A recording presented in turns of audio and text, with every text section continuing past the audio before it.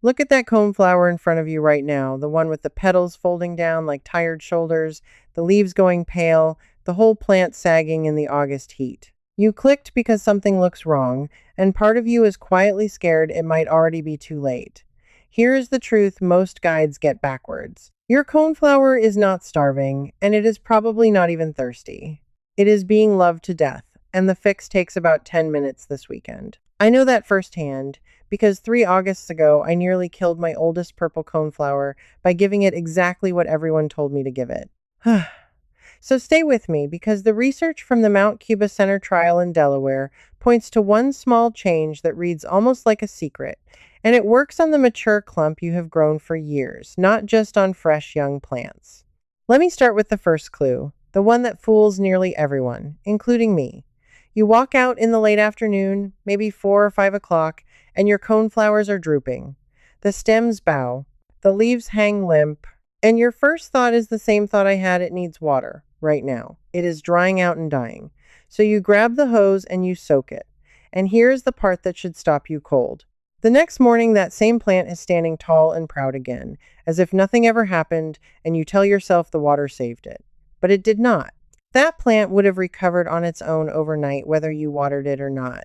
What you saw in the afternoon was not thirst, it was transpiration. On a hot August day, when the air is above 85 degrees Fahrenheit, a coneflower pulls water up through its leaves faster than its roots can replace it, so it lets the leaves wilt on purpose to slow the loss. It is a prairie survival trick, thousands of years old.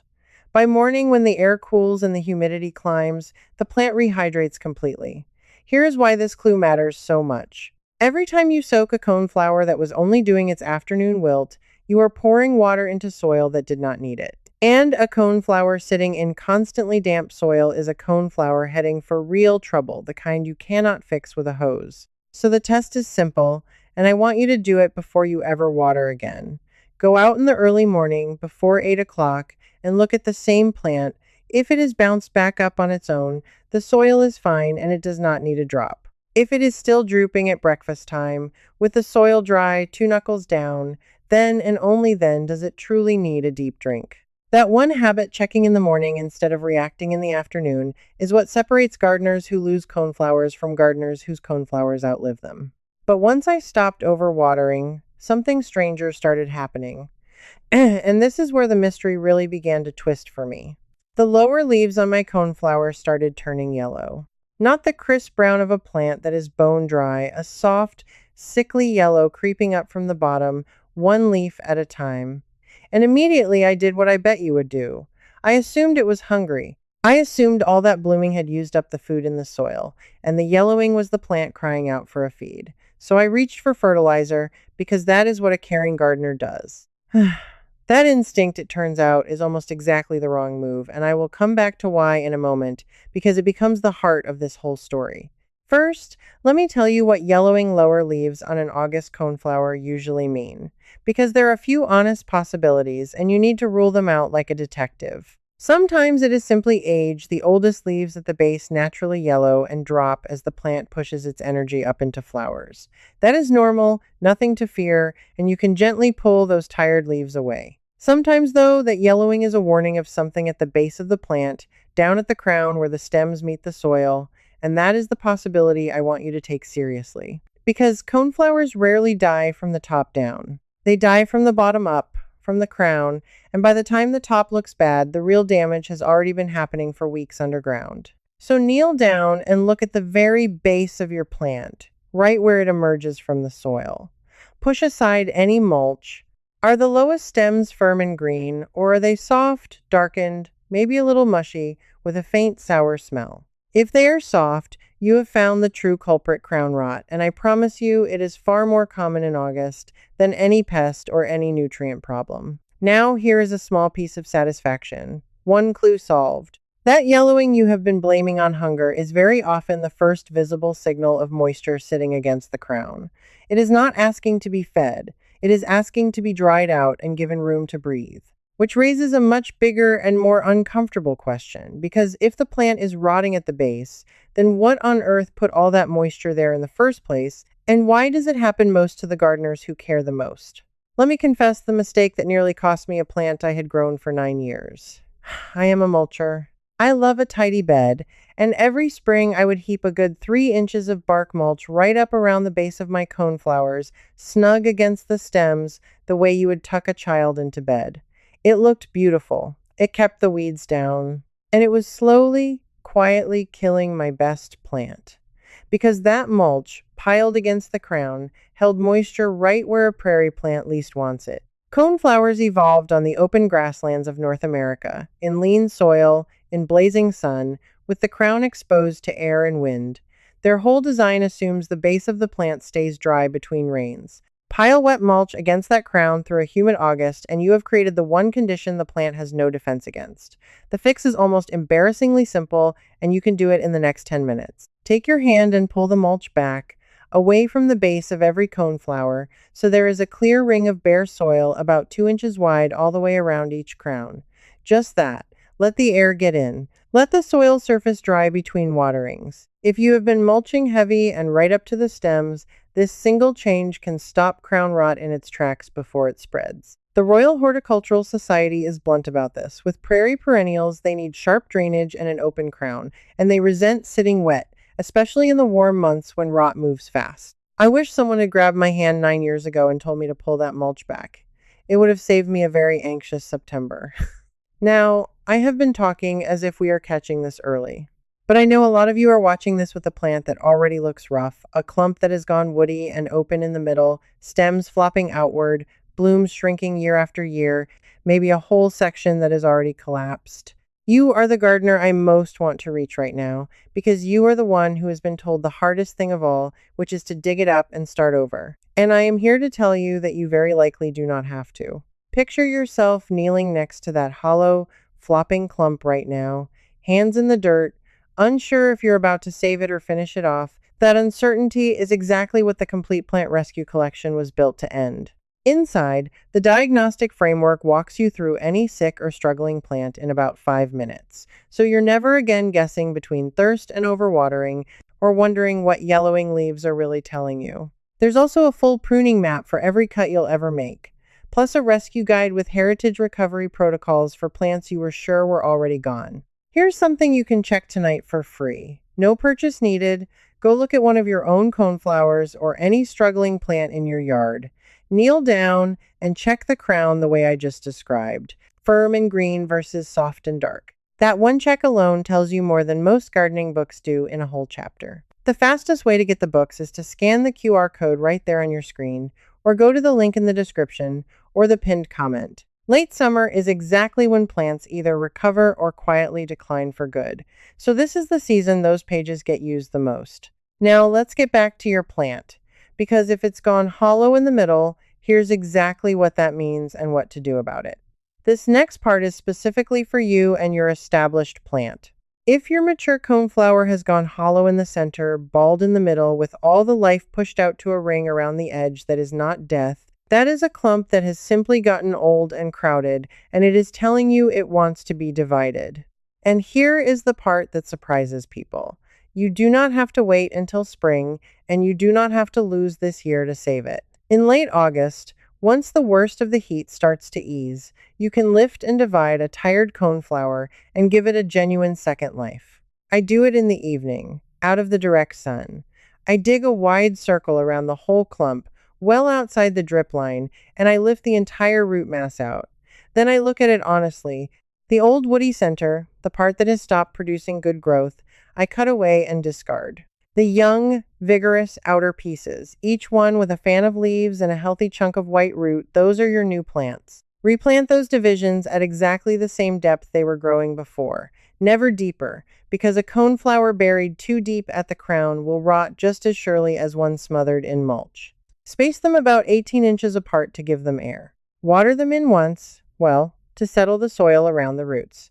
Then step back and leave them mostly alone. I have rescued plants I was certain were finished this way, and by the following June they were fuller and bloomed harder than they had in years. So if your heart sank when you looked at that hollow, flopping clump, do not throw it away. It is not asking for a funeral. It is asking to be split and spread around your garden.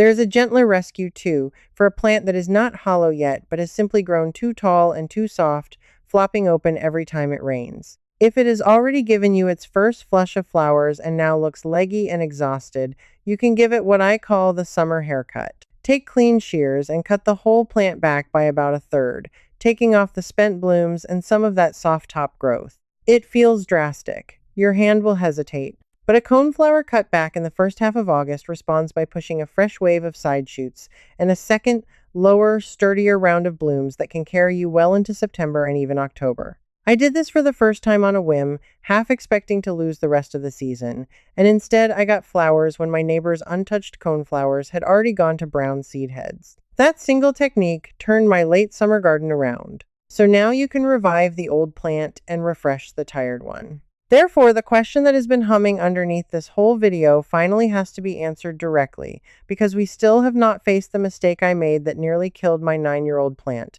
And it is the same mistake I promised you at the very start. The feeding. Come back with me to that yellowing plant and the bag of fertilizer in my hand. Ugh. Everything in me wanted to feed it. Because we are taught from the very beginning that a struggling plant is a hungry plant, and that a generous gardener is a feeding gardener. More food, more flowers, it feels like love. And with a coneflower, it is closer to poison. Here is the thing almost nobody tells you plainly. The coneflower is a prairie native, and prairie soil is lean low in nitrogen, gritty, fast draining. Nothing like the rich, fluffy, compost-heavy beds we are always told to build. When you feed a coneflower generously, especially with a nitrogen-rich fertilizer, you do not get a stronger plant. You get a taller, softer, weaker plant. All that nitrogen drives lush green leafy growth at the expense of flowers. So you end up with a big floppy plant carrying fewer, smaller blooms, and those soft, sappy stems are exactly the ones that flop in the rain and rot at the base. Every problem I had been fighting, I had been feeding. Let me give you the numbers, because this is where it gets concrete and you can act on it today. A coneflower in average garden soil needs no supplemental feeding at all through the season, none. If your soil is genuinely poor, a single light application of a balanced, slow-release fertilizer in spring is the absolute most it wants for the entire year. In August, feeding is simply off the table. Adding nitrogen now pushes tender new growth that will not harden before the cold, and it feeds leaves when the plant should be settling toward rest. So if you have a bag of fertilizer in your hand right now the way I did, I want you to put it down and walk away. Doing nothing is the correct, expert, loving choice. That was the hardest lesson for me, that with this particular plant, restraint is the higher form of care. And that leads me, finally, to the thing I have been holding back, the discovery that changed how I grow every coneflower I own, and the reason I stopped guessing and started reading my plants. For years, all this advice about lean soil and no feeding felt like folklore to me, the kind of thing old gardeners say without ever quite proving.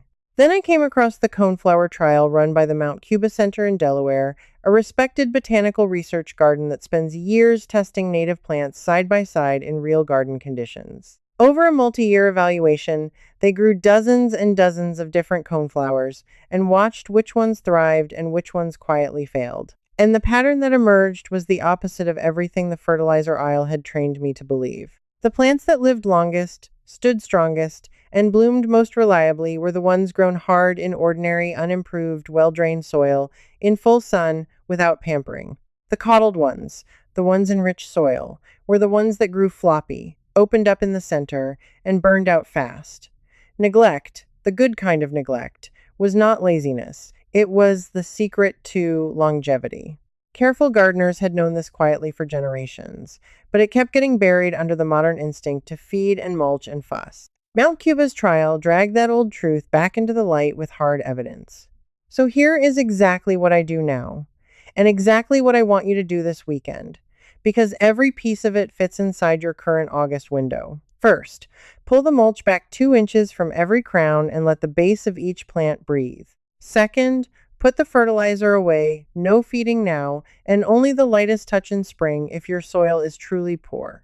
Third, water only when the plant is still wilting in the cool of the early morning, deeply and rarely, so the roots reach down instead of sulking near the wet surface. Fourth, if the plant is leggy and flopping, give it that summer haircut. cutting it back by a third to trigger fresh blooms into fall. And fifth, when the season winds down, resist the urge to cut everything to the ground and tidy it away, because those seed heads feed the goldfinches through winter and the standing stems shelter the crown. A coneflower grown a little tough, a little lean, and a little wild is a coneflower that will outlive almost everything else in your border. I need to say one more thing about that toughness, because it reframes every struggling plant you own. When your coneflower droops in the afternoon, it is not weak, it is doing exactly what its prairie ancestors did to survive a brutal summer. When its lower leaves yellow, it is not always begging for food, it is often just shedding what it no longer needs, or warning you about moisture at its feet. When it flops, it is usually telling you the soil is too rich and the stems grew too fast on food they never asked for. Once you learn to hear those messages instead of panicking over them, gardening stops feeling like a fight against death and starts feeling like a conversation. That shift from reacting to reading is the whole thing. It is what saved my 9-year-old plant, which is now, 4 years later, the strongest coneflower in my garden, and I did it by doing less, not more. Let me leave you with the feeling I wish someone had given me back when I stood there with that hose in one hand and that fertilizer in the other, certain I was helping and quietly doing harm. You are not going to lose this plant. You have just learned to read the signs it has been showing you all along, and that means you can protect it now this season, this weekend, with your own hands and almost nothing else. That is what a real gardener is. Not someone who never makes the mistake, but someone who learns to listen to the plant before it is too late. You have poured years into that coneflower. You have watched it come back every June like an old friend. And now you know how to keep it coming back for years more. So tell me one thing down in the comments because I read them and I want to know.